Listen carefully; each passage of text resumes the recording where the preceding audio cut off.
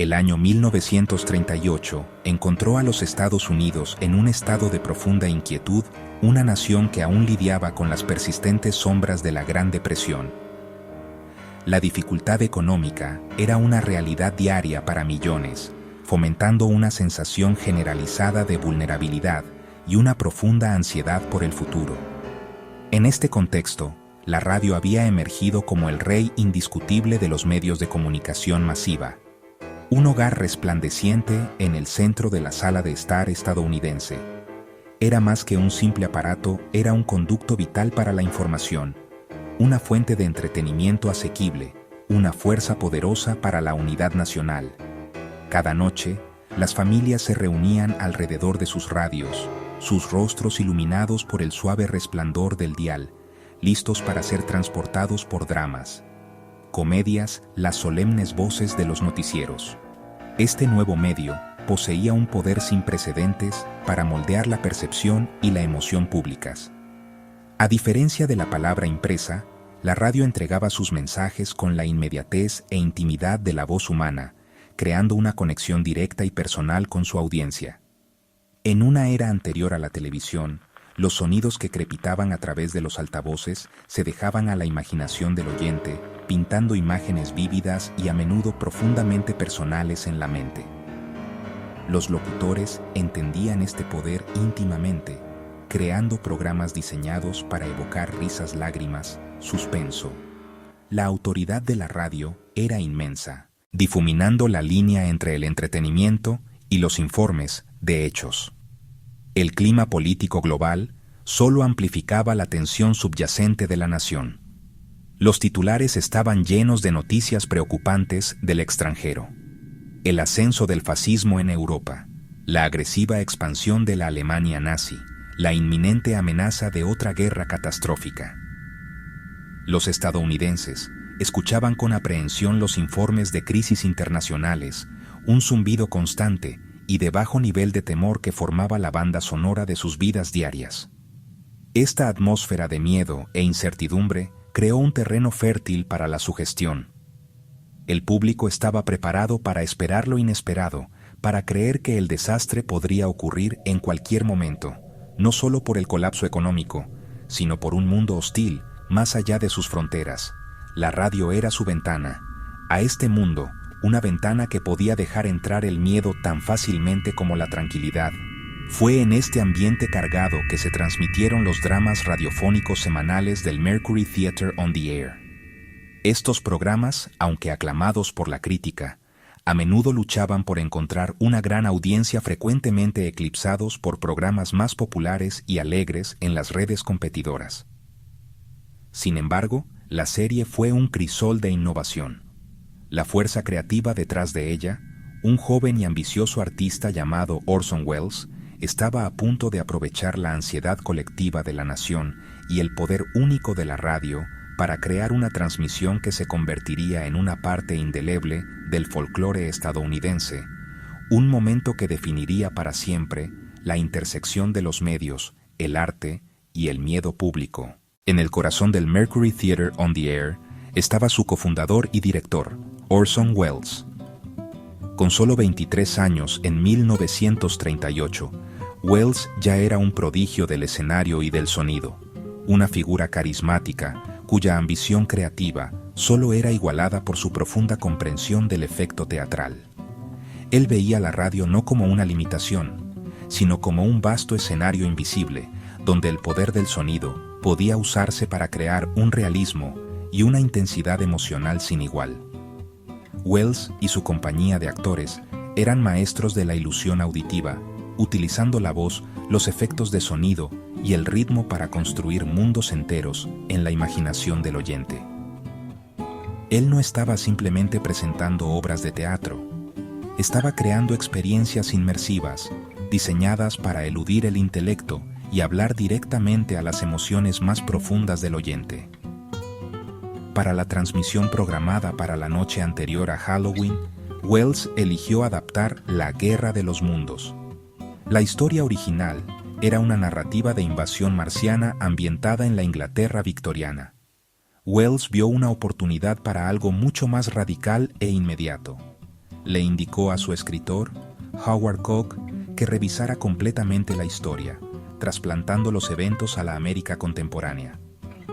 El escenario se trasladó a lugares familiares, principalmente en Nueva Jersey y en Nueva York, anclando el cuento en la realidad cotidiana de sus oyentes. El aspecto más revolucionario fue su formato estructural. Decidió abandonar la estructura dramática tradicional y presentar los 2 tercios iniciales como boletines de noticias simulados en vivo. El programa comenzaría como una típica transmisión de música de baile desde un salón de hotel, el aterrizaje de un meteorito en Grover's Mill, Nueva Jersey, y la aparición de máquinas de guerra alienígenas hostiles. El formato imitaba cómo se informaban las catástrofes reales, difuminando las líneas entre ficción y realidad. Wells planeó meticulosamente cada detalle para mejorar la verosimilitud. Entrenó a sus actores para que hablaran con la cadencia tensa y urgente de reporteros y funcionarios. El guión incluía expertos falsos, como un astrónomo de Princeton, y funcionarios de alto rango, como un secretario del Interior, para dar autoridad a los informes. El uso del sonido era primordial: el silbido de la apertura del cilindro marciano, el zumbido del rayo de calor y los gritos aterrorizados de las multitudes, todos diseñados para crear una sensación de horror visceral y en el lugar.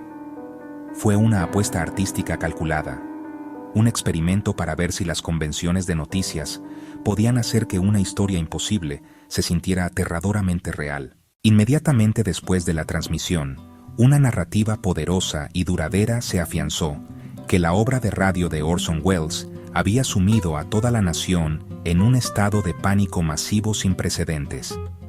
Los periódicos de todo el país publicaron titulares sensacionalistas en primera plana a la mañana siguiente. Las historias describían terror generalizado, con ciudadanos huyendo de sus hogares en pánico, atascando las carreteras y saturando las centrales telefónicas de la policía con llamadas frenéticas. Estos relatos pintaban un cuadro de una población crédula y aterrorizada.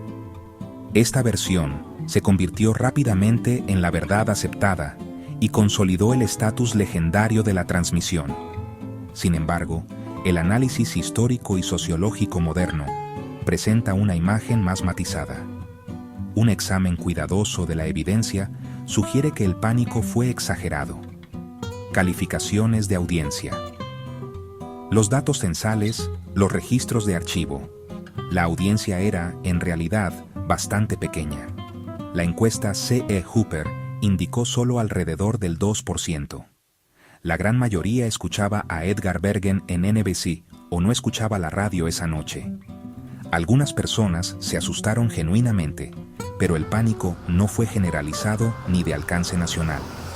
El miedo se concentró en áreas específicas, especialmente Nueva Jersey. Fueron incidentes aislados, que confirmaron que era ficción. Los principales arquitectos de la leyenda del pánico masivo no fueron los oyentes de radio en sí, sino la industria periodística estadounidense. En 1938, los periódicos estaban inmersos en una feroz lucha competitiva con el floreciente medio de la radio. La radio estaba desviando ingresos publicitarios, estaba demostrando ser una fuente más rápida e inmediata de noticias de última hora, un dominio que los periódicos habían considerado propio. La transmisión de la Guerra de los Mundos brindó la oportunidad perfecta.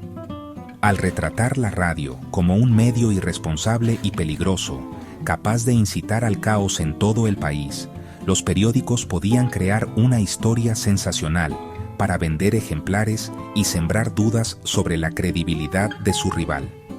El día después de la transmisión, los periódicos se volvieron locos con historias exageradas y a menudo fabricadas sobre el pánico. Oyentes de radio en pánico, tomando el drama de guerra como un hecho. El terror de la guerra en la radio aterroriza a Estados Unidos. Estos artículos estaban llenos de relatos dramáticos y anecdóticos que, aunque verdaderos de forma aislada, se presentaban como representativos del ánimo nacional. Los periodistas buscaron activamente las reacciones más extremas mientras ignoraban a los millones que no estaban preocupados o no escucharon. Este reportaje sensacionalista creó un ciclo de retroalimentación más real parecía al público y a la historia. Aunque el Gran Pánico de 1938 fue en gran parte un mito alimentado por los medios, el verdadero legado de la transmisión reside en las profundas preguntas que planteó responsabilidad de los medios, la credulidad pública, los mecanismos de cómo puede propagarse el miedo. Hoy, mientras navegamos por un panorama digital infinitamente más complejo y omnipresente, las lecciones de aquella noche de octubre son más relevantes que nunca. Los elementos centrales que permitieron el pánico limitado, un medio confiable, un formato que imitaba la realidad, un clima preexistente de ansiedad, se amplifican exponencialmente en la era de Internet y las redes sociales. La velocidad y la escala a las que la información y la desinformación pueden viajar ahora son algo que Orson Welles apenas podría haber imaginado. La naturaleza viral del miedo en el siglo XXI opera en una línea de tiempo enormemente acelerada.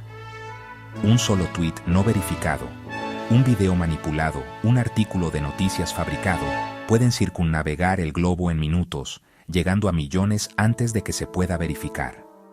Los algoritmos de las redes sociales están diseñados para promover la interacción, a menudo priorizando el contenido emocional y sensacionalista sobre informes sobrios y fácticos. Esto crea cámaras de eco y burbujas de filtro. Hemos visto las consecuencias en el mundo real. Compras de pánico durante crisis de salud, la propagación de peligrosas teorías de conspiración, la incitación a la agitación social y política basada en la desinformación. La transmisión de la Guerra de los Mundos es un caso de estudio crítico en alfabetización mediática. Subraya la importancia de cuestionar nuestras fuentes y mantener un escepticismo saludable cuando la información busca provocar una fuerte respuesta emocional. En 1938, cambiar el dial o mirar por la ventana era suficiente para disipar el miedo. Hoy, la verificación es más compleja. Requiere que cotejemos fuentes, analicemos los URL, realicemos búsquedas inversas de imágenes y comprendamos los sesgos de las plataformas. La responsabilidad ya no es solo del locutor o editor. Parte recae en el consumidor para pensar críticamente antes de creer y antes de compartir. La Guerra de los Mundos no es solo una obra de radio, es una parábola sobre la tendencia humana a creer lo que tememos. Revela cómo nuestras ansiedades nos hacen vulnerables a la manipulación y cómo narrativas poderosas moldean nuestra percepción. El pánico pudo haber sido exagerado, pero su potencial fue, y sigue siendo, real. La lección duradera de aquella víspera de Halloween es un llamado a la vigilancia. Debemos comprometernos colectivamente con el pensamiento crítico y la alfabetización mediática para no encontrarnos en un futuro donde una invasión ficticia sea el menor de los terrores que nos hicieron creer.